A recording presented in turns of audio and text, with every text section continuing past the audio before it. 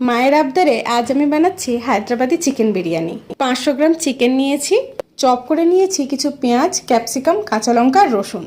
এরপর কড়াই গরম হলে ধনে, জিরে, গোলমরিচ, গোটা গরম মশলা ভালো করে ভেজে সেটাকে গ্রাইন্ড করে চিকেনের মধ্যে দিয়ে দিলাম। এরপর এই চিকেনের মধ্যে 2 চামচ মতো লেবুর রস অ্যাড করে ভালোভাবে মিক্স করে কভার করে 10 মিনিটের জন্য রেখে দিলাম। অন্যদিকে কিছু পেঁয়াজ ও ক্যাপসিকাম বেরেস্তার জন্য আমি ভেজে তুলে নিয়েছি। ওই বেরেস্তা ভাজা তেলেই আমি চিকেনটা দিয়ে দিলাম। এইভাবে 10 মিনিট নাড়াচাড়া করার পর আমি দিয়ে দিলাম আইটিসি মাস্টার শেফের হায়দ্রাবাদি বিরিয়ানি মশলা। চিকেনটা তো কড়াইতে হতে থাকলো, আমি এদিকে কেশরের সাথে গোলাপ জল মিশিয়ে দিলাম। এদিকে বিরিয়ানির ভাতটা মাই করেছিল। প্রেসার কুকারে ঘি লাগিয়ে তার মধ্যে একে একে রাইস, চিকেন, কেশর জল, বেরেস্তা এইভাবে লেয়ার বানাতে থাকলো। সব শেষে ঘি অ্যাড করে প্রেসার কুকারে সিটি খুলে দিয়ে গ্যাসের উপরে রেখে দেওয়া হলো 10 মিনিট। এই সময় গ্যাসটা কিন্তু লো ফ্লেমে থাকবে। বাস আমাদের লাঞ্চ রেডি হয়ে গেল। দেখা হচ্ছে পরের মিনি ব্লগে, ততক্ষণ টাটা।